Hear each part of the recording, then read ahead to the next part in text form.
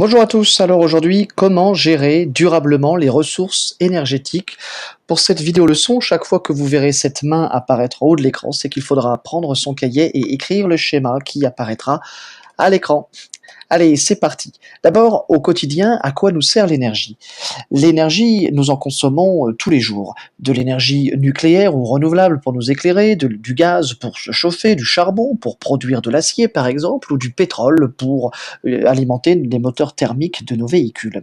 D'ailleurs, le pétrole est partout. On le retrouve dans les vêtements synthétiques, dans le plastique, dans les produits cosmétiques et pharmaceutiques, et il rentre aussi en ligne de compte pour notre alimentation, puisqu'on s'en sert dans l'agriculture. En fin de compte, nous vivons donc dans un monde tout pétrole.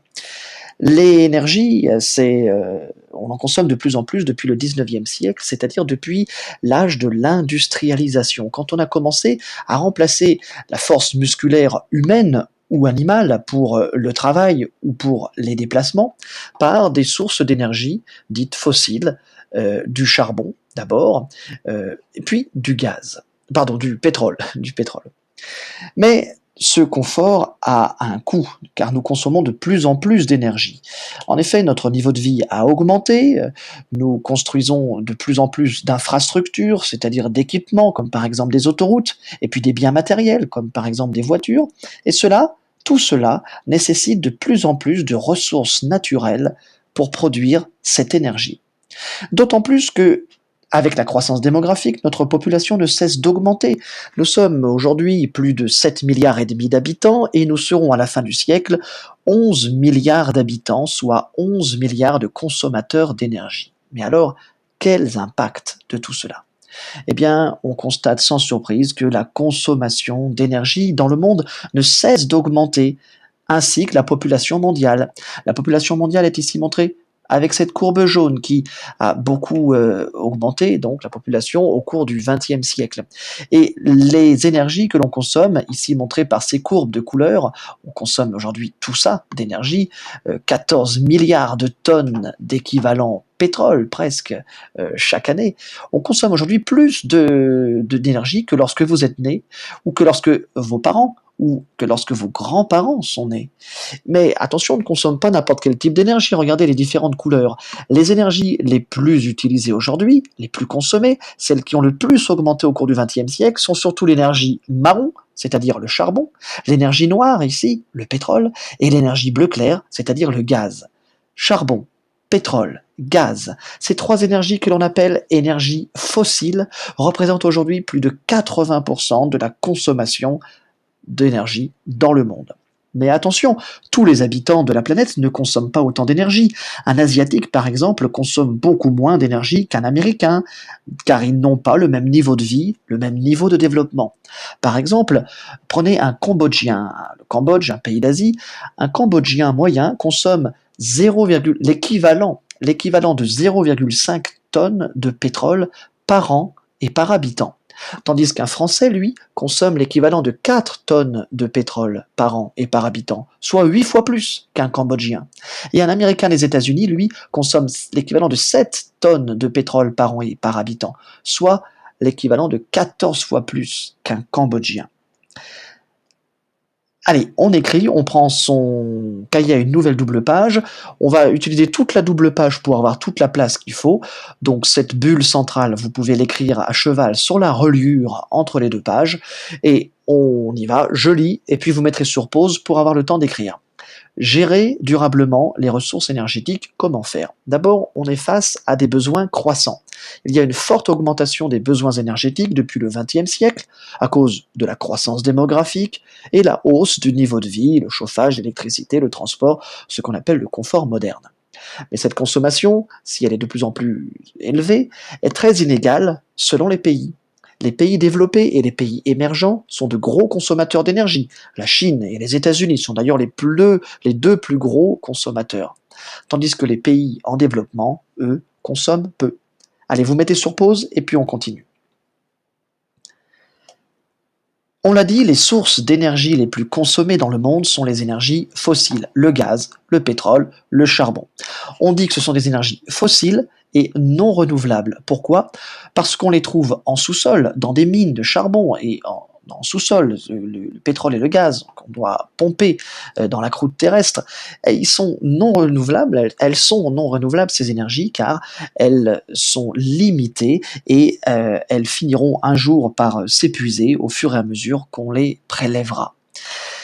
De plus, les énergies fossiles ont un autre problème, c'est que en les brûlant, les énergies fossiles génèrent de l'énergie, d'accord, mais aussi des gaz polluants, notamment des gaz à effet de serre comme le CO2 qui contribuent au changement climatique. Ces énergies fossiles non renouvelables, le gaz, le charbon, le pétrole, ont des avantages, mais aussi des inconvénients. Les avantages, c'est qu'elles sont faciles à stocker et à transporter et fournissent beaucoup d'énergie. Mais inconvénient, elles polluent fortement et sont des ressources limitées qui s'épuisent au fur et à mesure qu'on les prélève. Autre problème, ces énergies non renouvelables, ces énergies fossiles sont inégalement réparties sur la Terre. Par exemple, prenez les hydrocarbures. Les hydrocarbures, c'est l'ensemble formé par le gaz et le pétrole. Certains pays sont riches en hydrocarbures dans leur sous-sol. Ils sont donc exportateurs d'hydrocarbures, c'est-à-dire qu'ils vendent à l'étranger leurs hydrocarbures. C'est le cas des pays du Moyen-Orient, comme l'Arabie Saoudite, ou d'Afrique du Nord, ou de la Russie. Tandis que d'autres pays, eux, sont en jaune importateurs d'hydrocarbures, c'est-à-dire qu'ils sont obligés de payer, souvent très cher, pour faire venir ces hydrocarbures. C'est le cas des pays d'Europe ou de nombreux pays d'Asie. Ainsi, le pétrole est à l'origine de fortes tensions internationales et de problèmes économiques. Allez, on écrit, deuxième partie de ce schéma, des énergies fossiles encore dominantes. Les énergies fossiles, le pétrole, le gaz, le charbon, représentent 80% de la consommation mondiale. Mais ces énergies posent problème. Elles sont non renouvelables, elles s'épuisent vite. Elles sont inégalement réparties sur la planète. Des pays entiers dépendent de certains États producteurs qui exportent à prix d'or, comme l'Arabie Saoudite pour le pétrole. Et puis, elles dégagent des gaz à effet de serre qui polluent l'air et contribuent au changement climatique. Vous mettez sur pause, et puis on continue. Alors, quelle solution pour une énergie durable? On pense bien sûr aux énergies dites énergies renouvelables. Elles sont produites naturellement et sont illimitées. C'est l'énergie solaire ou l'énergie éolienne.